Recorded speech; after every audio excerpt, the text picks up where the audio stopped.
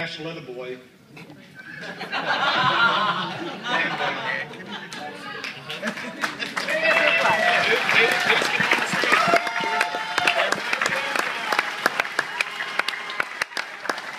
What are you trying to say, Mark? I'm not coming back for the Bootblack contest. Never say never.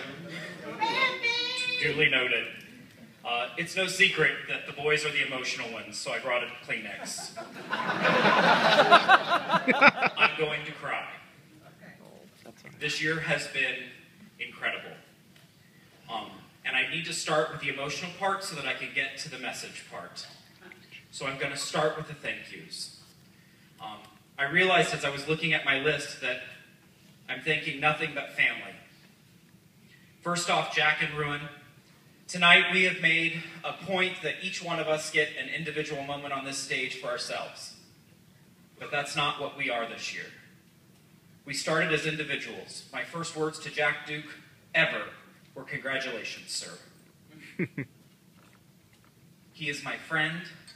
He has rescued me. He has helped me. Ruin is my sister. She has taught me. She has held me.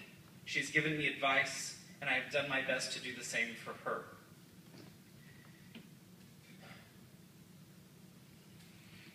Being a title holder is incredibly hard on a family.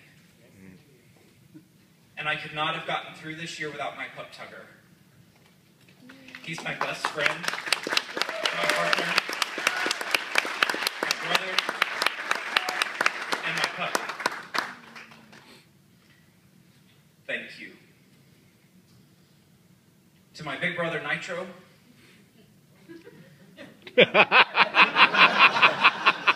who 13 months ago put this sash on my neck and said, "Tag, you're it, stupid." And monkey run out.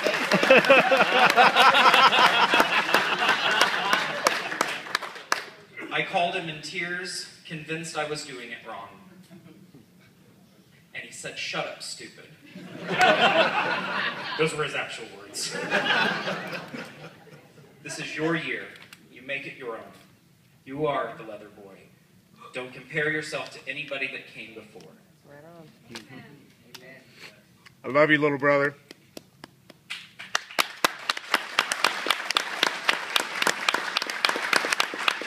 But how could I not compare myself to someone that came before? I happen to be from a region that's produced 3 international leather boys or a drummer boy. Most particularly, someone who was never afraid to be himself. Richie Black. Who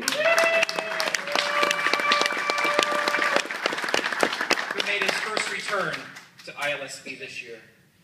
And it means more than he will ever know to me tonight. Absolutely. Boy Jen and Miss Kitty. You opened your home to me.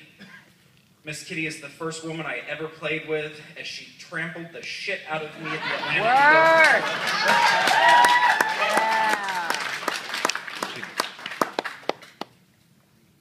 Many times this year I heard, "You can't bootblack, you're a boy."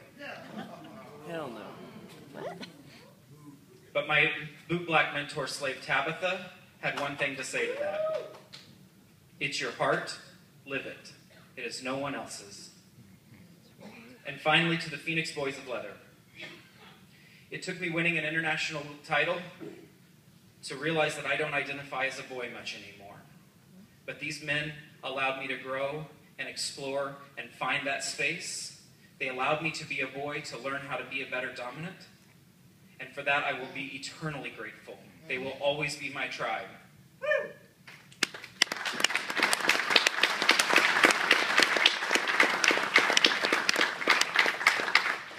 When I started this journey, I believed it was because I wanted to learn about the sexy side of our community, because I wanted to put myself in situations to try new things that I wasn't otherwise brave enough to try. What a self-serving reason. The moment that they announced me as the winner, the emails started to call for my removal because I couldn't be the leather boy, because I wasn't a real boy, because I happened to be different. Because I happened to be a female impersonator for 20 fucking years of my life. Word, queen!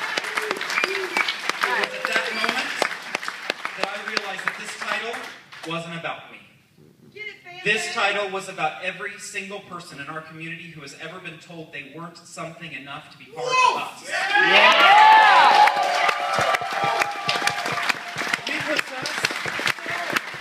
We profess to march to the beat of our own drummer while telling other people they don't fit in.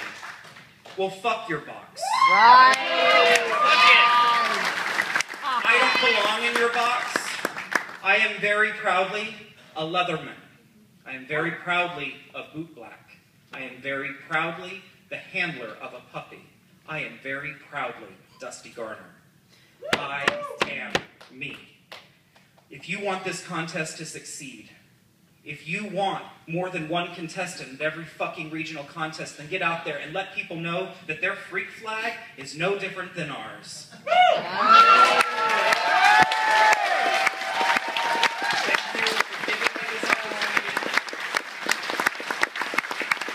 Thank you for allowing me to grow. And I wanted to leave on one message. One thing that happened to me this year. Throughout this weekend, I've been asked, what was your most memorable moment this year? And it was the moment that I learned to be present. As title holders, it gets really easy to go to the airport with our bag that is pre-packed with the exact same things from one city to the next, to the next, to the next. It's very easy to go and deliver the same speech in every city. And it's easy to get in that routine and forget that people are looking at you. And I was attending Southwest Leather Conference in Phoenix, Arizona, and I was bootblacking next to Ruin, and I was not present. I shouldn't have been there. And this woman rolled up in a wheelchair wearing purple suede boots. And I ignored her, and I continued on my conversation. I was an asshole, because I was more concerned about how I was going to get her out of her chair and into my chair. That's not the Bootblack way. She interrupted and she said, "Are you working?" "Sure. Of course I'm working. I'd be happy to do your boots." Meanwhile, I'm freaking out because I don't know how the fuck I'm going to do purple suede. And as I turn around and I pay attention to my box and I'm looking for a suede brush or something, she said, "I'm going to need help getting my boots on." And I turn around and she has pulled out 2 thigh-high kid leather stiletto boots. Yeah. Whoa. And I said, "Okay, I can work with red leather."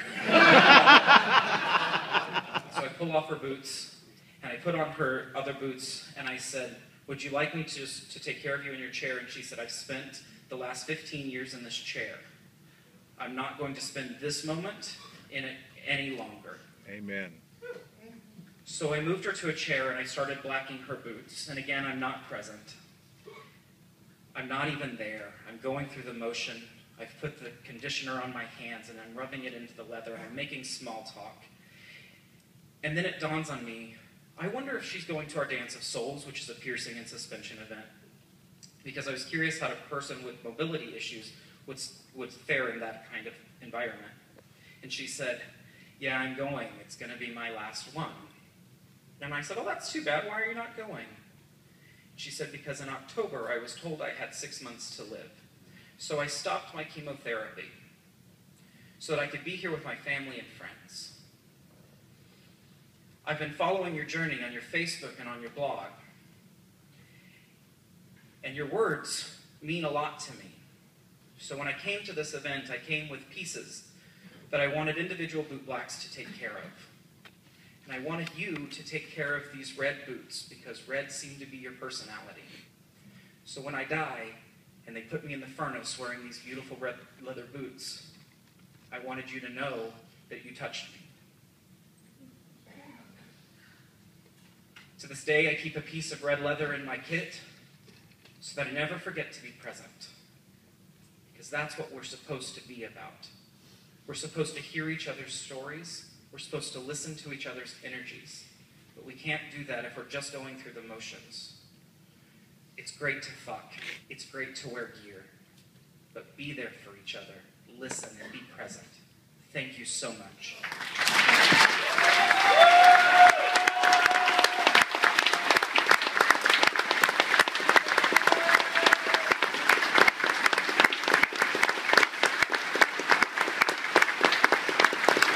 Thank you, Bamm Bamm.